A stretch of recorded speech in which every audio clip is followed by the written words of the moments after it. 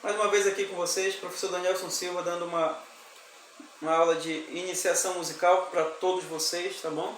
Então agora nós vamos falar um pouquinho sobre a notação musical, um pouco no Ocidente, um pouco da história para vocês, tá certo?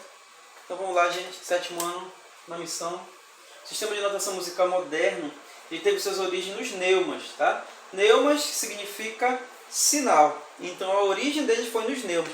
Ah, os neumas são homens? Não, a origem do sistema foi no sinal, que são os neumas, tá bom?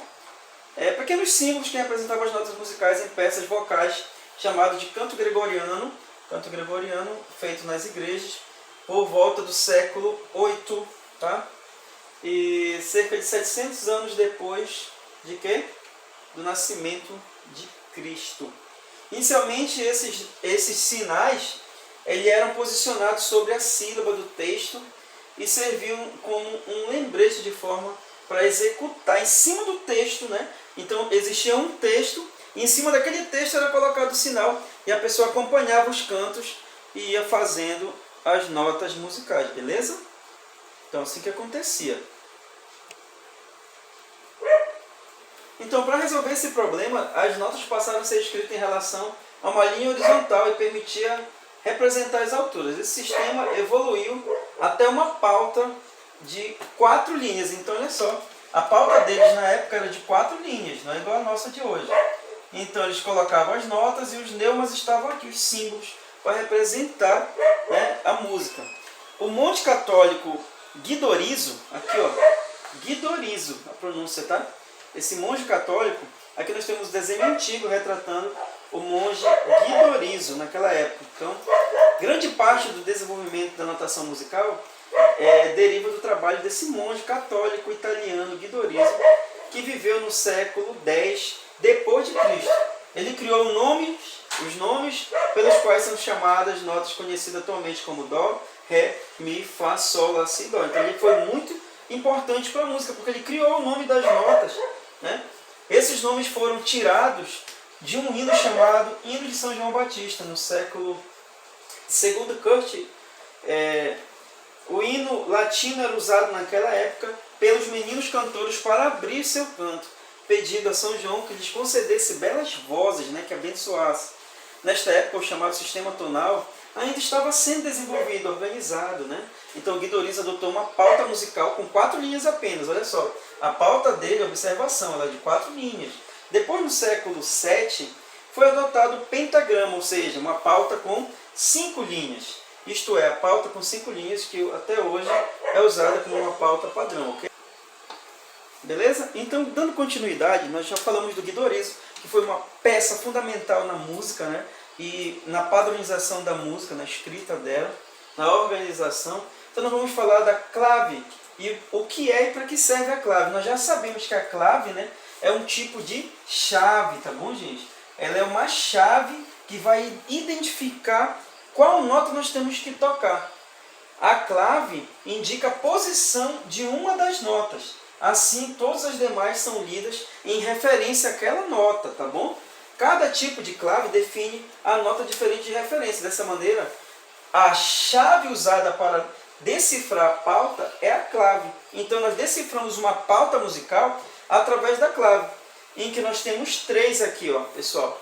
A clave de Sol, clave de Fá e a clave de Dó, tá certo? Então, nós temos o seguinte. Nessas 3 claves, existe uma regra, tá? A clave de Fá são as notas mais baixas, mais graves. A clave de Dó, as notas médias. E a clave de Sol, as notas mais altas que nós temos, que é a mais usual, é que nós vamos usar com vocês.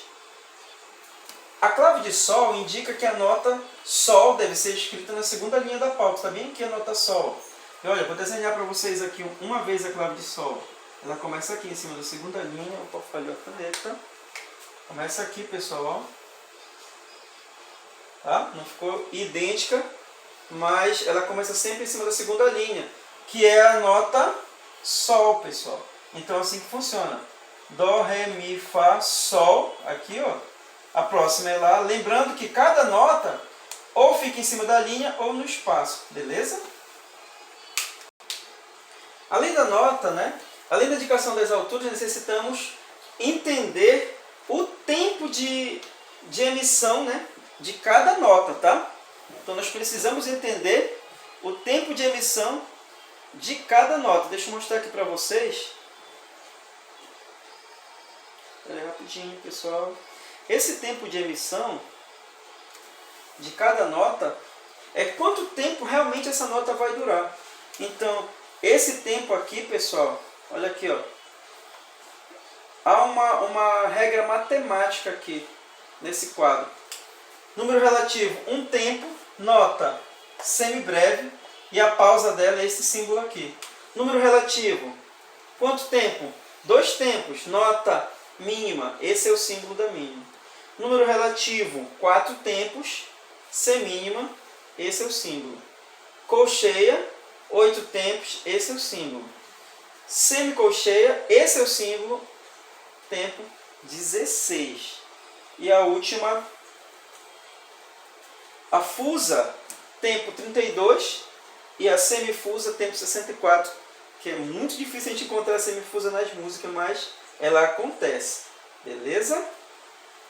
As figuras não possuem um valor tempo fixo, elas são proporcionais entre si.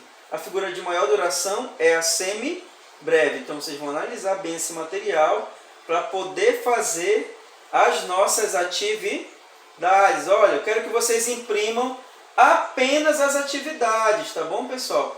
Imprimam e respondam as atividades de vocês lá, que tem para vocês fazerem, e me entregarem até dia 11, na próxima quinta-feira, tá certo? Então, essa foi a nossa aula de hoje. Tenham uma ótima semana de estudos. Valeu, um abraço.